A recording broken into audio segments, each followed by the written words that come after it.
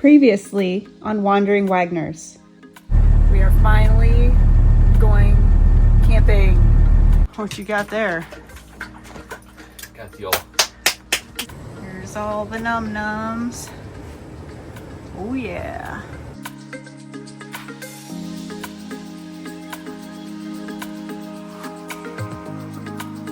As most of you probably know, I enjoy cooking and baking.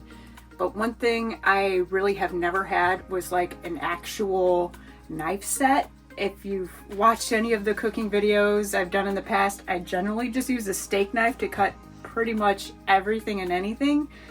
It gets the job done, but it is more difficult for things. So I thought, I'm 40, I'm an adult, I can get a real knife set. So I did just that. I have here a complete set from Butterfork, nakiri, I don't know how to pronounce that one, the chef's knife, the bread knife, the paring knife. I'm gonna go ahead and open these up for the first time. I love the packaging so far, is pretty sturdy. I'll start with the paring knife. It's in the smaller box. Oh, it's in another cardboard box. Oh. One thing I noticed is that they do offer a lot of different colors of handles, and apparently they're removable. So you've got this little key here that you can remove, spin this part out. Maybe I'll try that later. Got all these bamboo like sheath coverings, which will be great for riding around in the Wraith protected. I don't really want a stand because I'll have to take it down every time we travel probably. So something like this that can just go in a drawer is perfect. Ooh. Check that out. One thing I like about these is that they are dishwasher safe, which is something that is important to me because I'll likely use them in the house and in the Wraith. So it has greater versatility for me. This one is the chef's knife, I believe. Nope, bread knife. I do have a bread knife, but it does not look as nice as this one. And these little pins, they just push in and then you just shove it out. Works pretty good. This one is the chef's knife, I believe.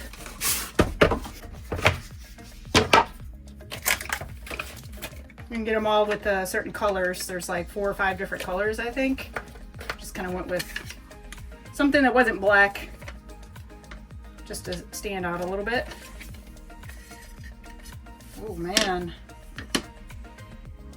I gotta be careful with these suckers.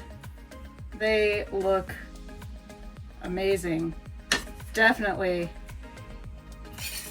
sharp. And last but not least, the one that I don't know how to pronounce. Nakiri, N-A-K-I-R-I.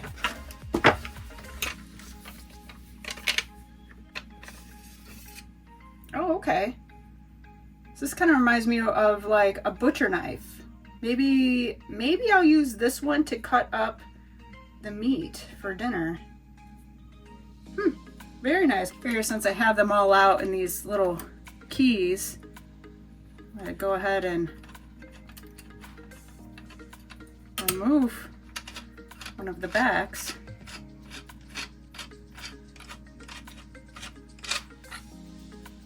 Yep, and there's the end of the knife. You can just pull this off. I don't really want to do that right now, but that was really easy. I like that. And then you can actually use these in the dishwasher like I mentioned before, but you can also just remove the handles that we can clean all the way up into the entire like blade of the knife. This is pretty cool. I actually have just the perfect spot for these here in the Wraith too. So far, I'm pretty impressed and I'm excited to use them. I'm also a little scared to use them because they look super sharp and I like having all of my fingers and skin on my fingers. So I'm going to carefully make dinner. And I thought the perfect recipe to try out a variety of the knives would be beef stew and some beer bread. That way I can use the bread knife on some bread. For my beer bread recipe, it's very simple. It does call for some self-rising flour, but if you do not have that, which a lot of people don't have, I can tell you how to make it. So all you will need, because I don't have any, so I'll get to show you that, 1 cup of flour, 1.5 teaspoons of the baking powder, and 1/4 teaspoon of salt. So you'll have to do that 3 times because that equals 1 cup or 1 serving of the self-rising flour, and you need 3 cups of self-rising flour. So we're gonna go ahead and start with that because this actually has to cook for over an hour. So I wanna get that going, then do the stew. Gotta start somewhere, so.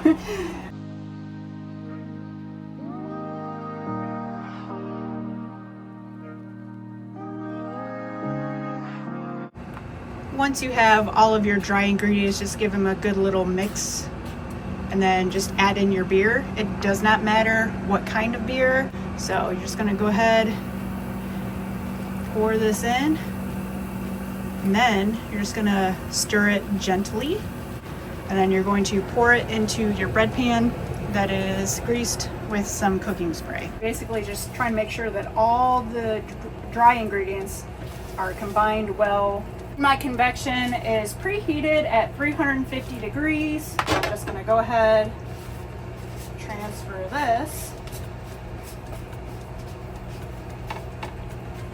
Give it a little spread around, make sure it's pretty even. And that's going to go in for, so it's 50 to 60, usually about an hour or so. Moving on to the stew. Start with some celery with this chef's knife. I am excited because this thing, I'm sure like I have zero technique. I'm not trained. So far, and I can understand why using a steak knife is wrong for all of this. This little chef knife, you can just sit here and rock it. In my pot, I just have probably about 2 tablespoons of butter, and I've got the celery in there.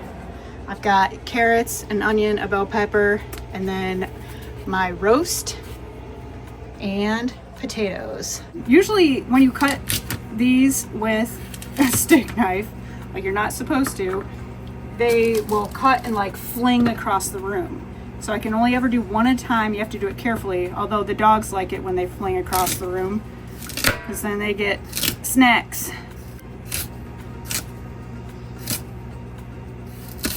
On to the item I hate cutting up the most, onions.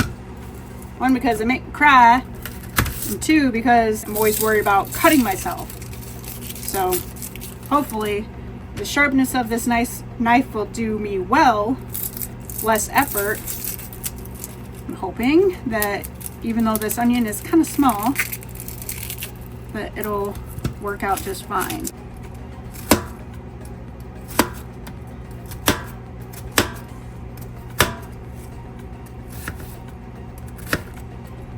I'm used to like sawing, and here you just have to go straight down or rock.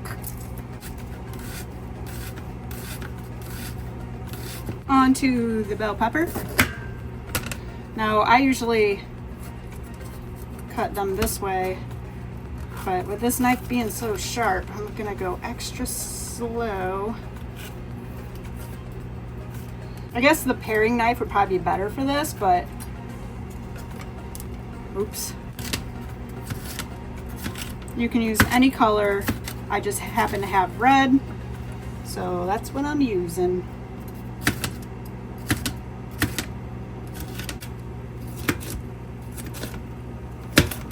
For your potatoes, you can use any kind. I've used several different kinds and I've never had a bad experience, I guess you could say.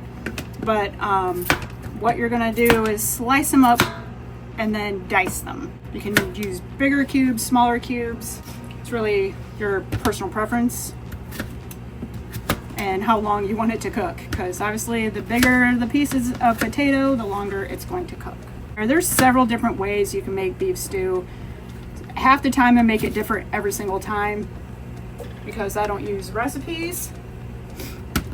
I just kind of wing it, and it usually is pretty dang good. I used like maybe 5 or 6 potatoes, cut them up, and I'm gonna let them kind of cook down for at least like 5 minutes or so. I'm gonna season it, salt, pepper, garlic powder, Worcestershire, and probably some other odds and ends that I got in my seasoning drawer. So far, my impression of these knives is pretty good.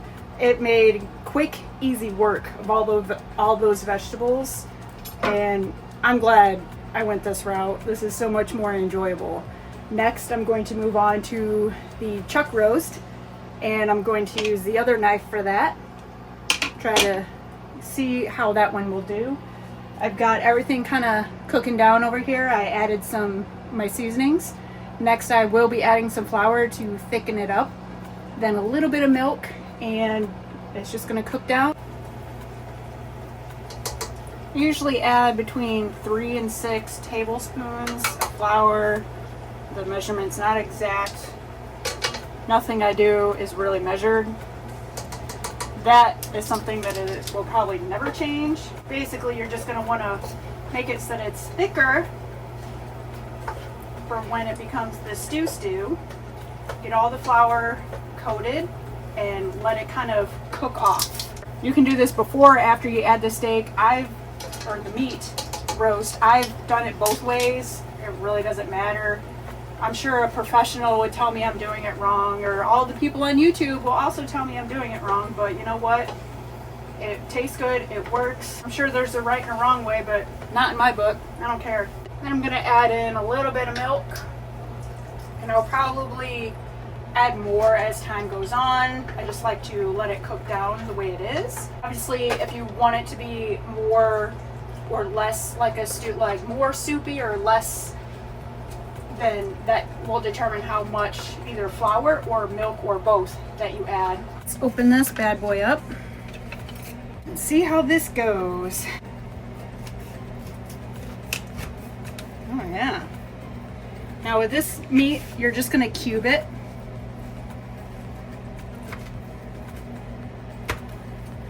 Man.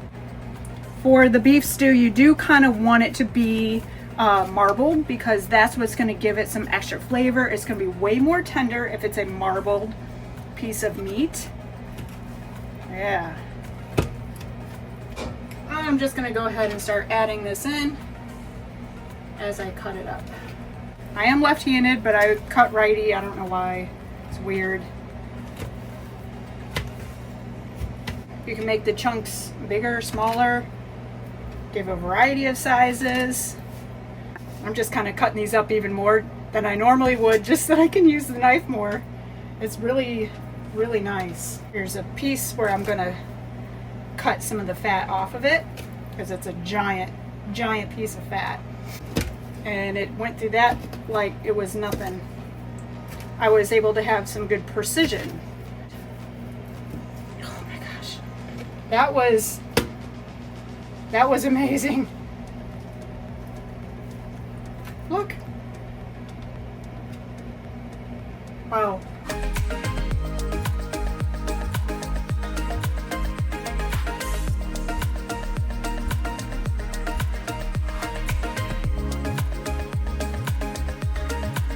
I'll have to use these for when I do, when I make Philly cheesesteak, because those require some precision cuts. The beer bread is done and out of the oven.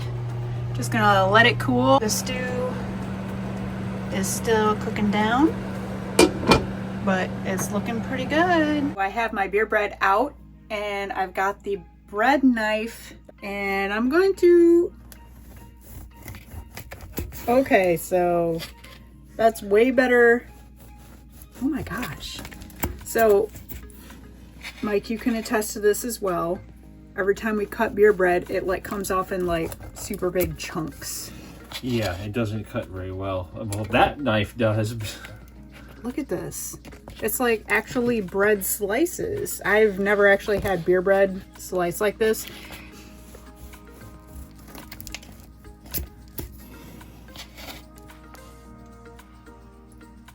This is perfect. I'm literally most surprised by this. I expected the chef's knife and everything else to do great on vegetables and the meat, but the bread knife is where it really is impressing me. Time to eat. Overall, I would say I highly recommend these knives. I've only used them this one time, but it really only takes one time when you're using a knife. You either like it or you don't, and I like them. Stew is done. Time to eat.